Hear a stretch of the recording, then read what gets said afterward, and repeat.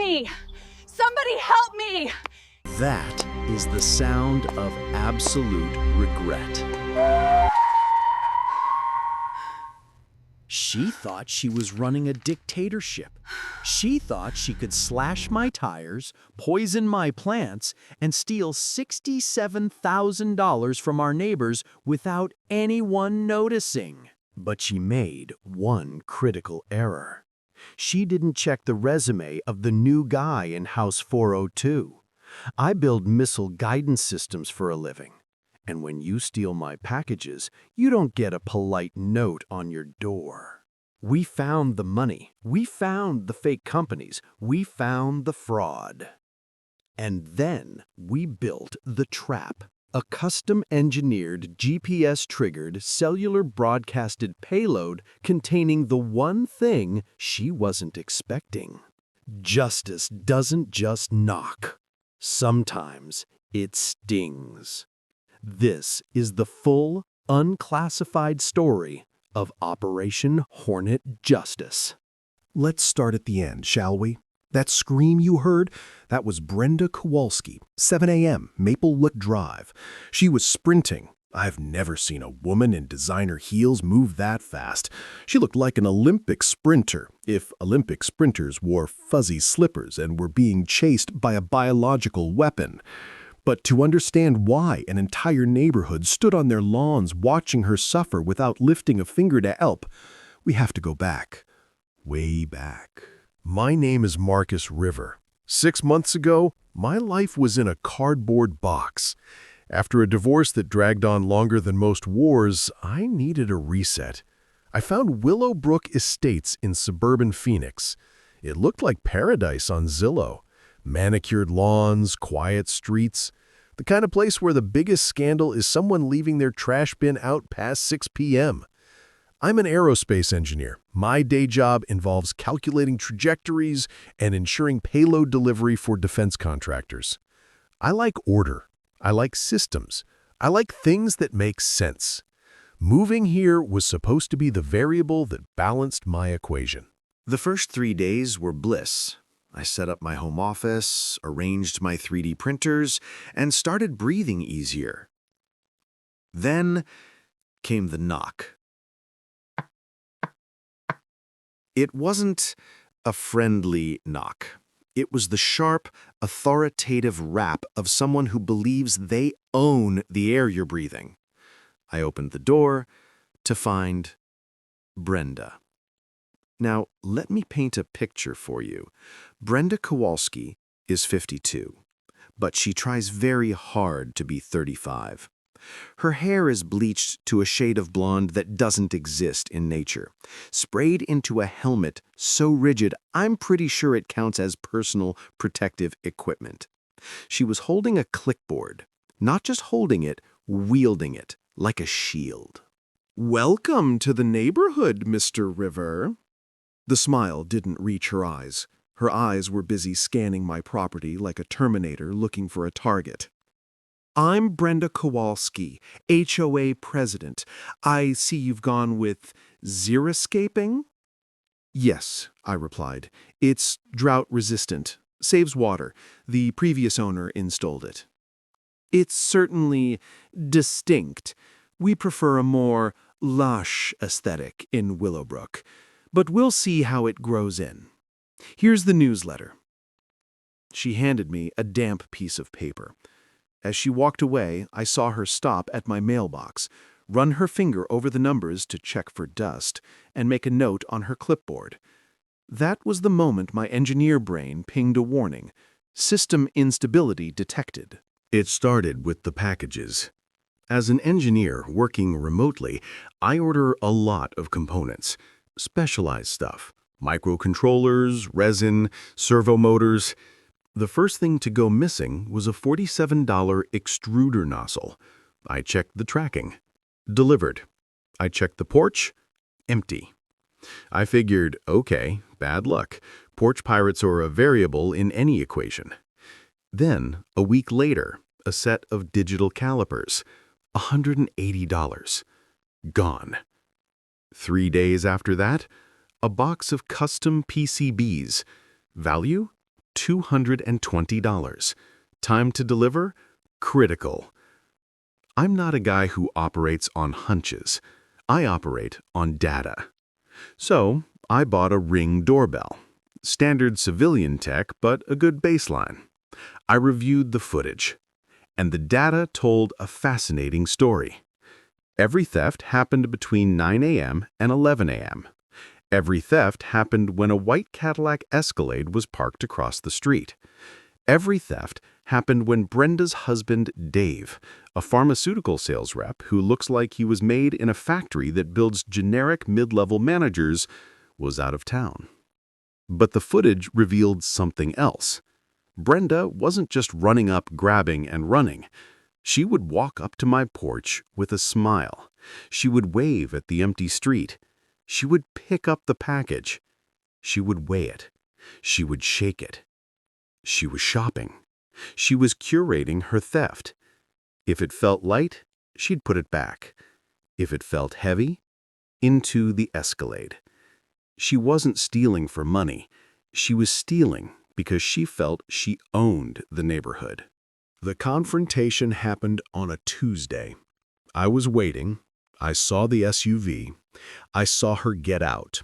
She grabbed a box containing $350 worth of microprocessors. I ripped the door open. "Brenda!" She didn't run. She didn't drop it. She froze. For exactly 2 seconds, her processor rebooted. Then the lie subroutine kicked in. "Oh, Marcus, I was just securing this for you." "Securing it?" I asked.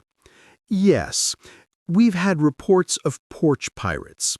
As president, I sometimes take valuable-looking packages to the office for safekeeping, until you get home." "I'm home, Brenda. My car is in the driveway." "Oh, well, better safe than sorry. Here." She shoved the box at me. There was no shame in her eyes, only annoyance that I had interrupted her routine. As she walked away, she shouted back, "You really should trim that sagebrush, Marcus. It's looking untidy." She stole my property, got caught, and then critiqued my gardening. That was the moment I realized you cannot reason with a narcissist. You can only dismantle them. 2 days later, the war began. It arrived in a cream-colored envelope. Notice of violation, non-conforming landscaping, fine $50 per day. I laughed. Then I got to work. I pulled the CC&Rs. Document 4.7, paragraph 3, subsection B. It stated xeriscaping was permitted if it utilized native species. My yard was 100% Arizona native. I didn't stop there. I went for a walk. I photographed Sarah Martinez's house. Identical. I photographed the Johnsons. Identical. I photographed Brenda's next-door neighbor. I printed everything, I bound it, I highlighted the statutes, I requested a hearing. The architectural committee was 3 people: Brenda, a terrified guy named Steve, and an elderly woman named Mrs. Higgins, who I'm pretty sure was asleep. I laid out the photos.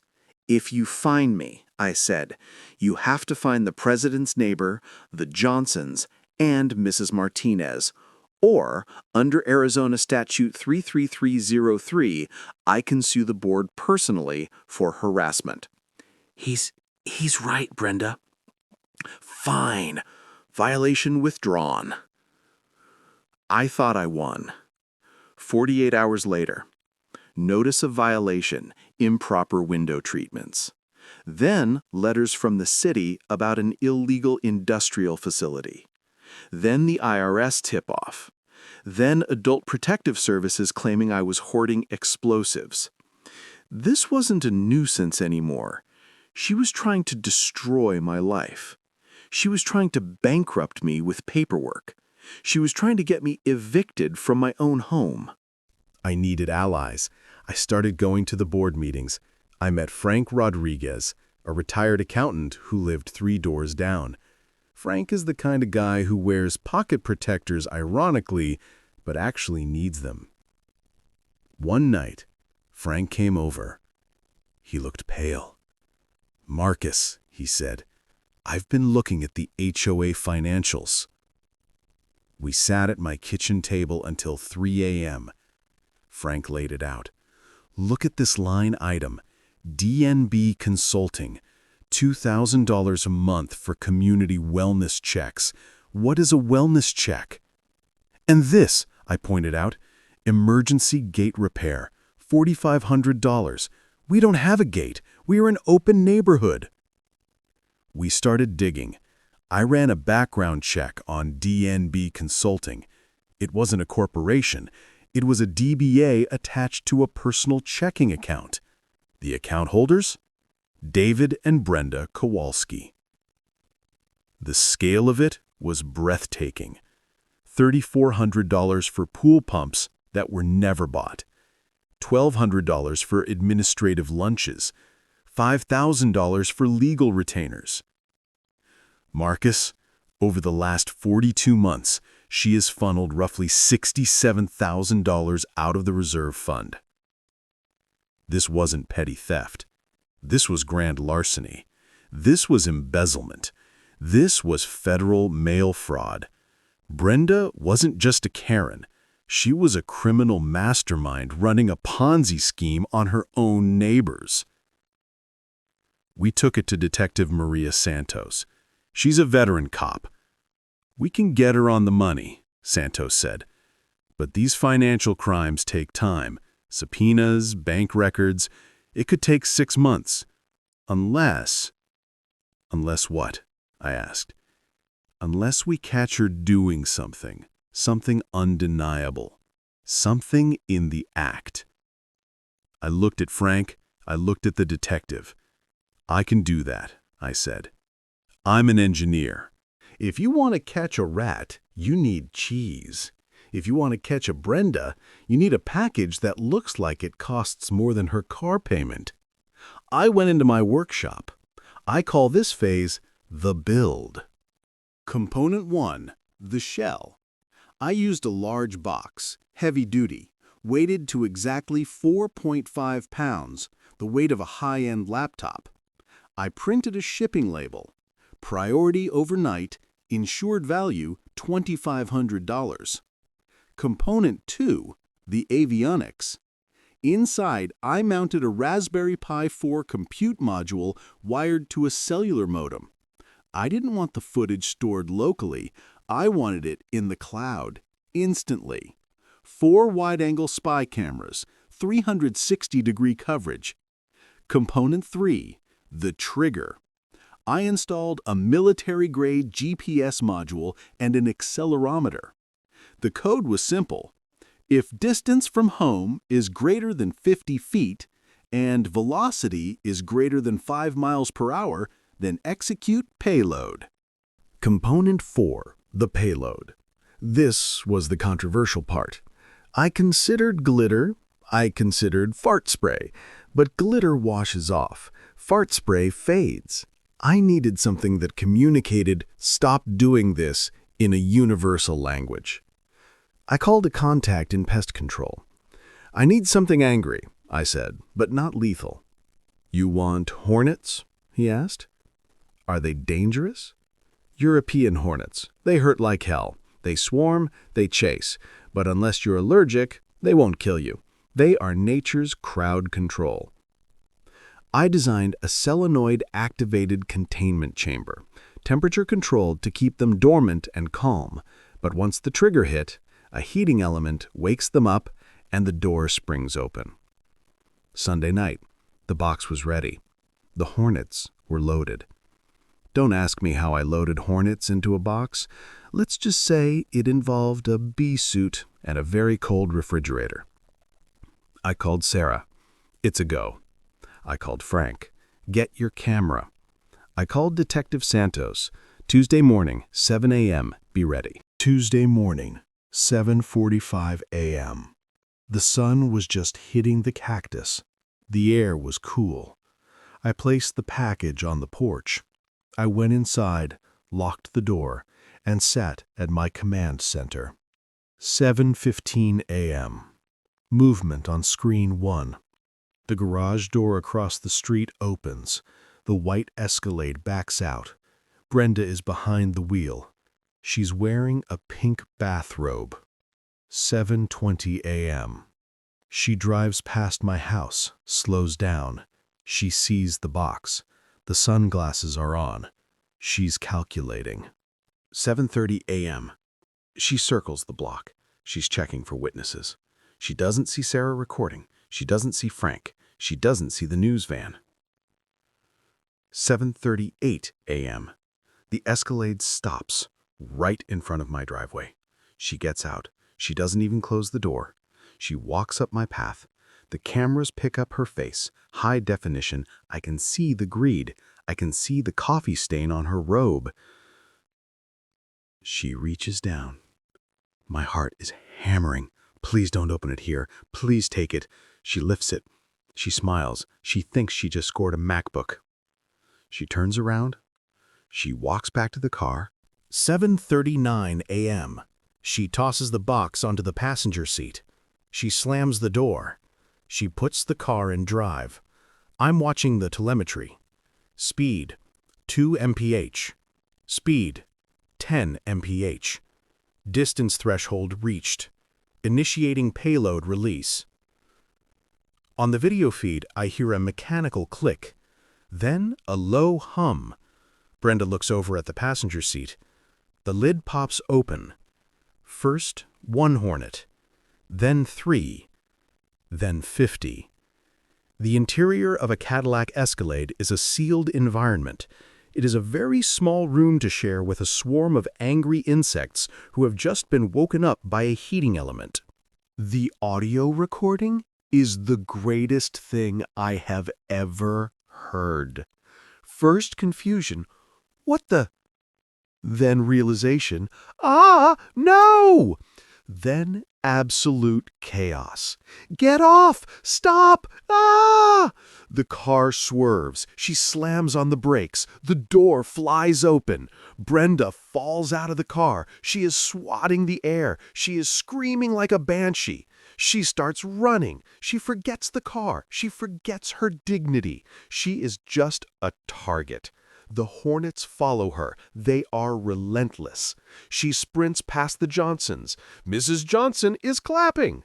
She sprints past Frank. And then the finale. 2 police cruisers block the road. Detective Santos steps out. Brenda runs right into the arms of the law. Help me! They're killing me! He put bees in a box! Arrest him! Well, Brenda Kowalski. You're under arrest, ma'am, for grand larceny, mail theft, and embezzlement. What? The bees? I see them, ma'am. Looks like you shouldn't have opened a package that wasn't yours. Brenda was taken to the hospital, then to booking. But the day wasn't over.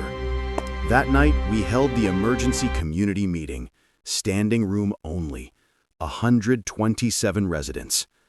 Brenda wasn't there. She was in a cell. I stood up. Good evening, everyone. I think we have some videos to watch. I played the montage, the thefts, the vandalism, Frank's financial presentation, and finally, the Hornet cam. When the Hornets came out, the room didn't just laugh. They cheered. It was a cathartic primal roar of a neighborhood that had been bullied for 4 years. Then came the legal hammer. The police got a warrant for her house. It was like an Amazon warehouse. They found the Johnsons' grandson's gift. They found Sarah's jewelry. And they found the DNB consulting stamp. The charges: mail theft, grand larceny, witness tampering, filing a false police report. Her lawyer quit immediately. She had to use a public defender. 6 months have passed since the running of the Karen. The trial was short. Brenda pleaded guilty to avoid a federal trial. 24 months in state prison. Full restitution. Her husband Dave got probation. They lost the house. They sold the Escalade. And she is permanently banned from serving on any HOA board in Arizona. Willowbrook Estates is different now. Frank is the treasurer. The budget is online. Sarah is the president. And me? I'm the head of the architectural committee. I approved xeriscaping for everyone. I still have the box. It sits on a shelf in my office, deactivated like a trophy. Sometimes I walk past the empty house where Brenda used to live. It reminds me of a fundamental engineering principle. For every action, there is an equal and opposite reaction. She brought the entitlement, I brought the hornets. I think the reaction was appropriate. So what did we learn? We learned that bullies only have power as long as you play by their rules. We learned that HOA President does not mean God. And we learned that if you mess with an aerospace engineer, you should probably check if he specializes in payload delivery. If you have a Brenda in your life, don't just get mad. Get documented, get organized, and if necessary, get a swarm. This is Marcus Rivers signing off from the most peaceful and secure porch in Arizona.